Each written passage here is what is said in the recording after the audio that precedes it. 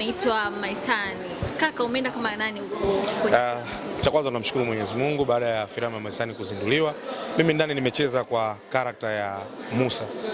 Yeah. Musa ni mtu aina gani kwenye filamu hii ya Maisani? Ni kijana mpambanaji, mvuvi ambaye aliingia kwenye mahusiano na dada mmoja ambaye ametoka mjini na ikatokea ameponzwa na yale mahusiano kwa sababu aliyekuwa mpenzi wake au mzazi mwenzake alikuwa tayari ana visasi na watu wengine. Kwa hiyo ndio ilikuwa karakta yangu katika Maisani. Kwenye hii filamu mpya mwanzo tuliona imepokea tuzo kama 3 kama sikosei, kwenye sita. Yeah. Kwenye tuzo za bodi ya filamu. Yeah. Watu wengi tuliogopa, wengi tulitamani kujua nini ambacho kimefanyika kwenye filamu hii. Wewe unafikiri katika uhusika uliocheza, uhusika wako umefundisha nini jamii? Cha kwanza mapenzi ya kweli yapo, lakini mapenzi ya kweli hayachagui, lakini pia watu wako tayari kujitolea maisha yao kwa ajili ya wapenzi wao na kuwalinda, kwa sababu tukimwona Musa ni mtu ambaye alikuwa yuko tayari kwa hayo yote ili kuweza kuilinda furaha yake kwa mama Anthony. Kwa hiyo lilikuwa ndio funzo kubwa, lakini pia funzo lingine ni kwamba visasi vinaweza vikaharibu maisha ya watu wengine, kama tunavyomuona kijana Musa ambaye ameponzwa na kisasi ambacho mama Anthony na genge lake walikuwa wamewekeana miaka 9 nyuma iliyopita. Yeah. Katika kiwanda cha filamu Tanzania tunaona wasanii wetu mko mnacheza humu ndani. Hatuoni mkienda kimataifa, hatuoni mkienda Nigeria, mkienda South Africa, mkitoka nje. Inakuwaje na ni kwa nini hamtoki nje ya Tanzania? Yaani imekuwa ni filamu chache sana au wasanii wachache sana ambao tunaona wanafanya kazi nje na Tanzania. Kwa uchache huo tuseme kwetu tunahesabu kama hatua. Kwa hiyo nje sio sehemu tu ambayo kila mmoja unaweza ukaamua ukaamka ukaenda nje kwenda kuigiza. Ina maana kwenda nje tayari kuna process na kuna protocol nyingi ambazo zinatakiwa kufuata. Kwa hiyo mimi naamini ni swala la muda, hasa nikijizungumzia mimi mwenyewe. Kwa hiyo ni kama hatua zangu zinaonekana, mwisho wa siku ni kwamba malengo yangu ni kwenda huko ambako nyinyi mnapaona ni pagumu kwenda, lakini mimi naamini wakati ukifika nitafika huko nje. Kwa hapa Tanzania bado filamu zinaonekana, japokuwa sasa hivi ndio tunaona kama kiwanda kinazidi kunyanyuka. Ni changamoto gani ambazo mnazipata nyie wasanii waigizaji kwenye kiwanda cha filamu? Yaani ni kitu gani ambacho hapa mnasema hapa hii changamoto tunahitaji itatuliwe haraka? Changamoto zipo nyingi, lakini zote zipo katika lengo la kuhakikisha kiwanda cha filamu kinakuwa. Lakini changamoto ya kwanza kwangu mimi huwa nasema ni sera ya filamu ambayo tunatakiwa tuipate kutoka kwenye serikali yetu tukufu, ambayo itatuwezesha kuweza kuleta wawekezaji wengi. Lakini hizi changamoto zingine ni changamoto za kawaida sana ambazo zipo katika sekta zote, sio tu sekta ya filamu au sio sekta ya sanaa. Kwa hiyo kwangu mimi pia naona ni kama hatua tu kuelekea kule ambako kwenye taa ya kijani ambako Tanzania ipo siku tutafika, kwa sababu Tanzania ni nchi ambayo bado inaendelea kukua kuanzia kwenye uchumi wake na hatua zake. Lakini yapo mataifa ambayo nyewe huwa mnapenda kuyataja na kuona kama wametuacha mbali, lakini ukianza kuangalia hayo mataifa katika uchumi na katika sekta nyingine zote, sisi tumeachwa mbali kuanzia teknolojia mpaka mitaji yao katika kuwekeza kwenye production. Kwa hiyo mimi ninachokiamini sisi kwetu pia ni swala la muda, lakini pia kupata masoko ya kudumu ya kuweza kununua filamu zetu inaweza kusaidia kuinua uchumi wa hawa wawekezaji, producers, ili kuweza kutengeneza filamu nyingi zaidi ambazo zinaweza zikaenda kukompiti kwenye soko na hatimaye kuinua uchumi wa waigizaji pamoja na kusogea hatua kwa nchi kama nchi. Yeah. Naona Isarito na Muki leo wamefanya jambo lao kubwa na wamewashirikisha nyie pia. Hujafikiria kufanya nawe filamu yako? Okay, fine.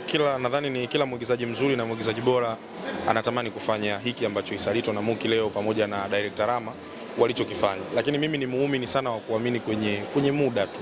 Kwa hiyo naamini pia muda wangu ukifika, ipo siku na mimi nitawaalika watu hapa Century Cinema ili waweze kuja kutizama filamu yangu.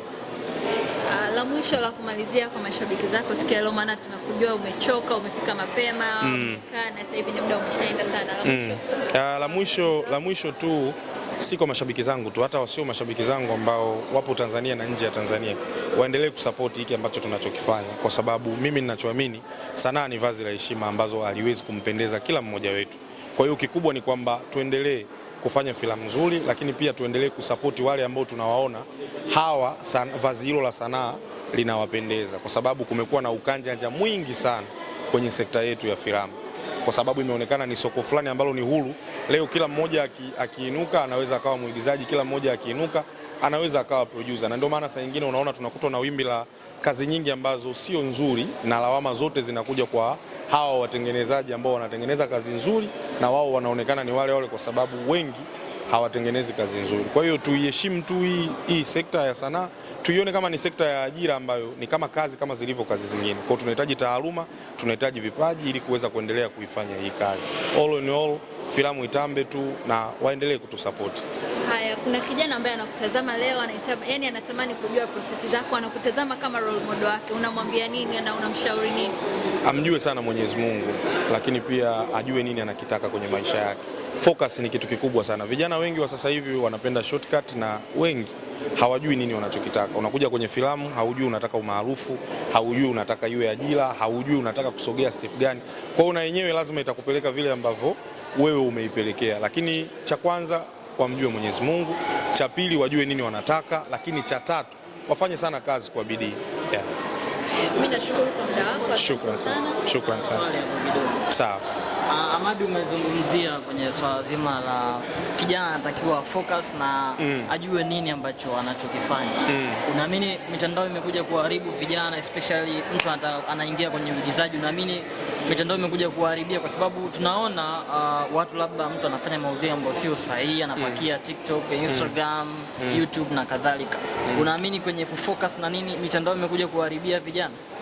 Mimi sio muumini wa kuamini kama mitandao imekuja kutuharibia, kwa sababu tukisema mitandao imetuharibia tutakuwa tunaikosea teknolojia, kwa sababu pia imetusaidia kuweza kufikisha kazi zetu mbali. Kwa hiyo mimi ninachokilaumu hapa, msingi mkubwa unaanza na malezi toka tunapozaliwa. Kwa hiyo mimi lawama zangu zote nizipeleke kwa wale ambao wanatulea toka tukiwa tuko wadogo, kwa sababu malezi ndio yanaamua wewe uwe mtu wa namna gani. Kwa kama tutalelewa vizuri na tutakuwa katika maadili ambayo ni asisi ya Kitanzania, itatusaidia sisi kuweza kusimamia misingi ya Kitanzania.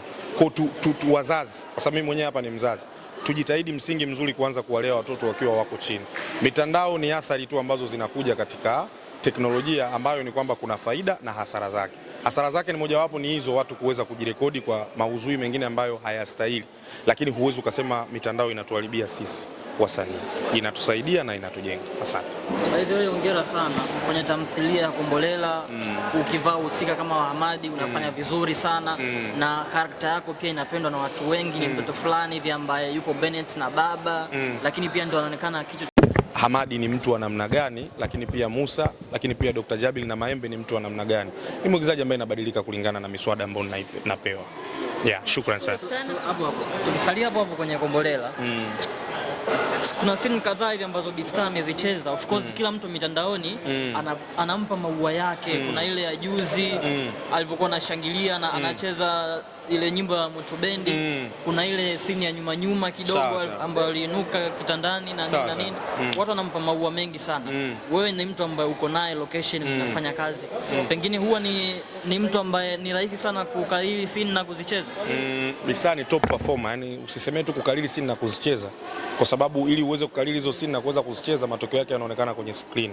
Kwa nadhani wewe ni shahidi, umesema anaziperform vizuri. Kwa hiyo swali lako ni kweli, anakariri, na sio kukariri tu scene zake, hata za kwangu mimi anaweza akakariri, kwa sababu ni mwigizaji ambaye kakamilika kila idara. Kwa hiyo tunaweza kusema sisi Tanzania pia tumebarikiwa kuwa na mwigizaji kama Bista, ambaye ni mwigizaji ambaye umri wake umeenda, lakini mambo anayoyafanya yanatishia hadi vijana ambao wanachipukia kuja kwenye sanaa. Kwa hiyo niseme asanteni kwa muda wenu jamani, shukrani sana, next time.